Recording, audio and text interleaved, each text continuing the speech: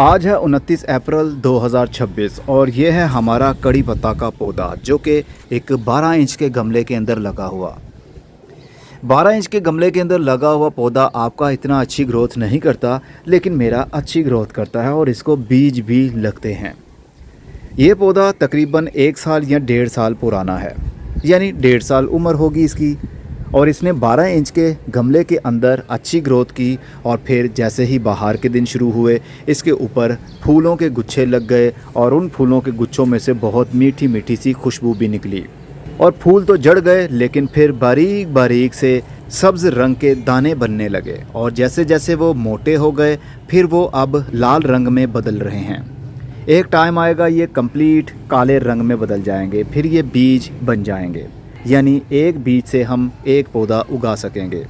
कड़ी पत्ता के पौधे को ग्रो करना बहुत आसान होता है, इसमें कोई भी मुश्किल बात नहीं, लेकिन अक्सर लोगों से ये पौधा उग ही नहीं पाता, उनके पत्ते आ ही नहीं पाते, उनका पौधा ज़्यादा बुशी हो ही नहीं पाता।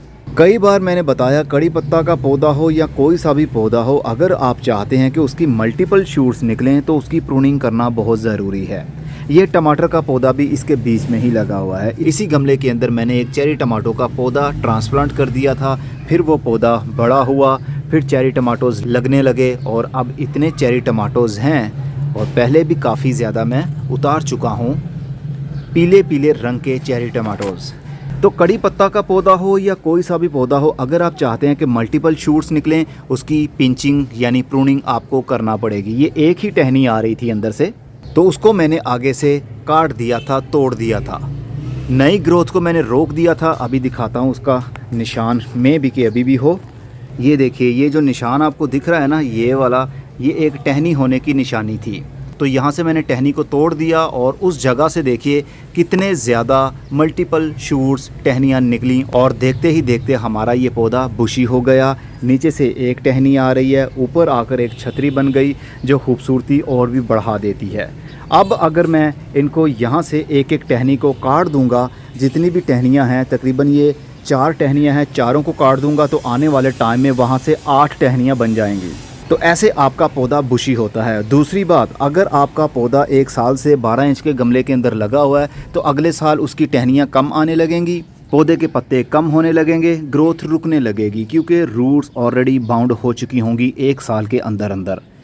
क्योंकि ये एक सेमी ट्री है, एक दरख्त बन जाता है। भले ही इसकी हाइट तकरीबन 5 से 6 फुट रहती हो, लेकिन एक छोटे से गमले के अंदर 1 साल के लिए दरख्त को कैद करके रखने से उसकी रूट्स बाउंड हो जाएंगी, तो नई ग्रोथ रुक जाएगी।